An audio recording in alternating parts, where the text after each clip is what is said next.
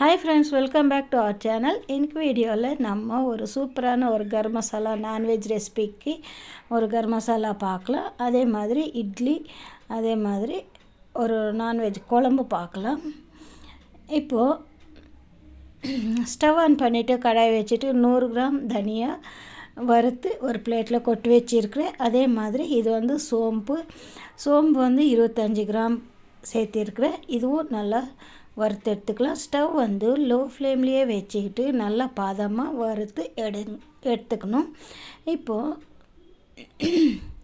லவங்கம் வந்து 25 எடுத்துருக்கிறேன். 25 லவங்கம் வந்து வறுத்து எடுத்துக்கலாம்.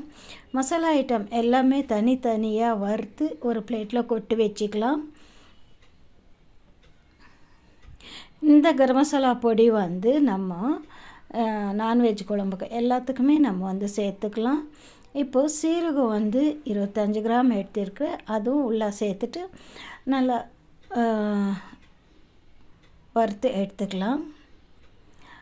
தீயை விடாமல் ஸ்டவ் லோ ஃப்ளேம்லேயே வச்சு நல்லா க்ளீனாக வறுத்து எடுத்துக்கணும் எல்லா பொருளுமே.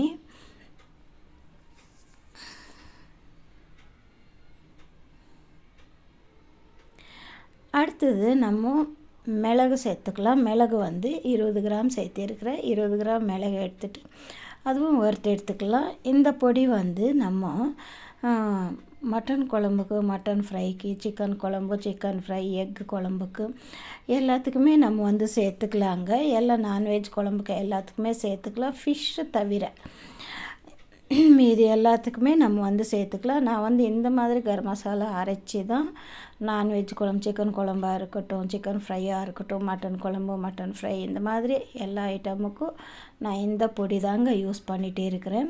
இப்போ மிளகு வறுத்து எடுத்தாச்சு. அதே மாதிரி 2 பட்டை சேர்த்திருக்கிறேன், 2 பிரிஞ்சி இலை சேர்த்திருக்கிறேன், 3 ஸ்டார் அனாசி சேர்த்திருக்கிறேன், 3 ஏலக்காய் சேர்த்திருக்கிறேன், கல்பாசி கொஞ்சமாக சேர்த்திருக்கிறேன். அதே மாதிரி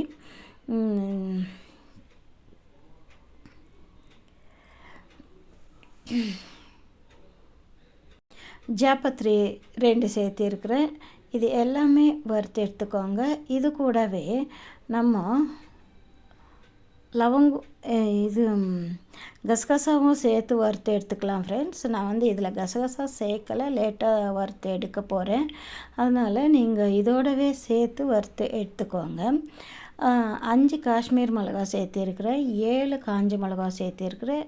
எல்லாமே வறுத்து எடுத்துட்டு ஆற வச்சுட்டு நல்லா ஆறின பிறகு மிக்ஸி ஜாரில் போட்டு நல்லா அரைச்சி ஒரு 85% அரைச்சிட்டு எடுத்துக்கோங்க ஃப்ரெண்ட்ஸ். அது வந்து கொஞ்சம் கொரப்பாக இருந்தால் தான் குழம்பு வந்து சூப்பராக இருக்கும். ரொம்ப நைஸாக மாவாட்டும் அரைக்கக்கூடாது.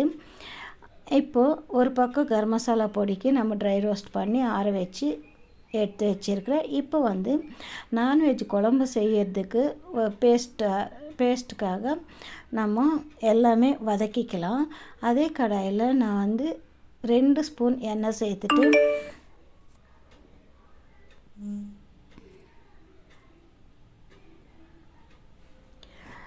இப்போது பேஸ்ட்டுக்காக 2 ஸ்பூன் அதே கடாயில் 2 ஸ்பூன் எண்ணெய் சேர்த்துட்டு ஒரு கைப்பிடி அளவுக்கு சின்ன வெங்காயம் சேர்த்திருக்கிறேன். ஒரு மீடியம் சைஸு இஞ்சி துண்டு வந்து பொட்டு சீவிட்டு கழுவிட்டு சேர்த்திருக்கிறேன். அதே மாதிரி 15 பல் பூண்டு, 2 தக்காளி, பழுத்த தக்காளி கழுவிட்டு கட் பண்ணி சேர்த்திருக்கிறேன். இப்போ இதெல்லாம் வதங்கட்டும் ஃப்ரெண்ட்ஸ். பார்க்கலாம். 1 பை 1 சேர்த்து தான் வதக்கிக்கணும் நம்ம வந்து. அதே மாதிரி ஒரு கொத்து கருவேப்பிலை, 2 பச்சை மிளகா, அது கொஞ்சம் கொத்தமல்லி, இது எல்லாமே சேர்த்துக்கோங்க ஃப்ரெண்ட்ஸ். இதெல்லாம் சேர்த்து நம்ம வதக்கிக்கிட்டு அதை ஆற வச்சு நம்ம பேஸ்ட் வந்து அரைச்சிக்கலாம். இது வந்து நான் 90% அரைச்சிடுவேன். ரொம்ப பேஸ்ட் ஆட்டம் இல்லாமல் ஒரு 90% வந்து நான் அரைச்சிப்பேன். இது பிளேட்டில் கொட்டி வச்சு ஒரு பக்கமாக எடுத்து வச்சுக்கலாம். இந்த வீடியோ உங்களுக்கு பிடிச்சிருந்தா, இந்த மாதிரி ரெசிபிஸ் உங்களுக்கு பிடிச்சிருந்தா லைக் பண்ணுங்கள், ஷேர் பண்ணுங்கள், கமெண்ட் பண்ணுங்கள் ஃப்ரெண்ட்ஸ். இப்போ தான் நான் கசகசா வறுத்து எடுத்திருக்கிறேன். இந்த பாருங்கள் ஃப்ரெண்ட்ஸ், இந்த மாதிரி ஒரு நல்ல சூப்பரான ஒரு கலர், நேச்சுரலான கலர். இது வந்து கெமிக்கல் சேர்க்காத கலரு. அதே மாதிரி அந்த ஸ்மெல் வந்து சூப்பராக இருக்குது. அந்த அரோமா வந்து ரொம்ப அருமையாக இருக்குது. அரைச்சிட்டு இருந்தால் வறுத்துட்டு இருந்தால் அந்த ஸ்மெல் அருமையாக இருக்குது ஃப்ரெண்ட்ஸ். இப்போது அதே மாதிரி பேஸ்ட்டும் நான் நல்லா அந்த தக்காளி வெங்காயம் ஆற வச்சு பேஸ்ட்டும் அரைச்சி மிக்ஸி ஜாரில் வச்சுருக்கிறேன். பக்கத்து ஸ்டவ்வில் நான் இட்லி வச்சுட்டு இருக்கிறேன். இட்லிக்கு தான் நான் இந்த குழம்பு செஞ்சுட்டு இருக்கிறேன். ஒரு சூப்பரான தமிழ்நாடு ரெசிபி, அருமையான நம்ம தமிழ்நாடு ரெசிபி மட்டன் தண்ணி குழம்பு சூப்பராக அருமையாக டேஸ்ட்டாக இருக்கும்.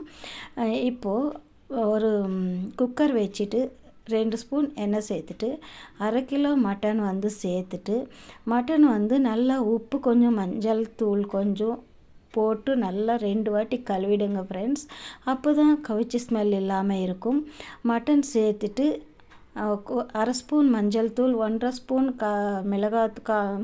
குழம்பு மிளகாய் தூள், அதே மாதிரி குழம்புக்கு தேவையான உப்பு சேர்த்துட்டு நல்லா வதக்கிட்டு 5.5 கிளாஸ் தண்ணி ஊற்றிருக்கிறேன் ஃப்ரெண்ட்ஸ். நான் வந்து தண்ணி கிளாஸில் 5.5 கிளாஸ் தண்ணி ஊற்றிருக்கிறேன். 1/2 கிலோ மட்டனுக்கு 5.5 கிளாஸ் தண்ணி. அப்போ தான் குழம்பு வந்து ரொம்ப தண்ணியாட்டு இல்லாமல் ரொம்ப திக்காக இல்லாமல் ஒரு மீடியமான குழம்பு வந்து கிடைக்கும். 6-7 விஷல் வரட்டும் ஃப்ரெண்ட்ஸ், பார்க்கலாம். 6-7 விஷல் வந்த பிறகு நான் இறக்கி வச்சுருக்கிறேன்.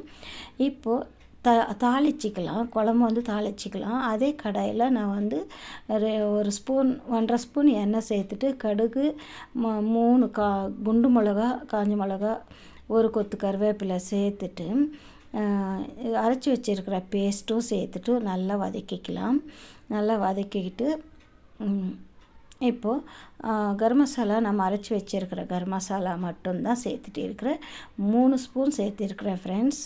3 ஸ்பூன் சேர்த்துட்டு நல்லா வதக்கி விட்டுட்டு மிக்ஸி ஜாரில் பேஸ்ட் இருக்கும்ல லாஸ்ட்டில் கடைசி அதுவும் கொஞ்சம் தண்ணி ஊற்றி கழுவி ஊற்றிட்டு இதெல்லாம் நல்லா மிக்ஸ் பண்ணிக்கலாம். நல்லா வதக்கிக்கலாம். வதக்கிட்டு நம்ம வேக வச்சுருக்கிற மட்டனும் இதில் சேர்த்துடலாம்.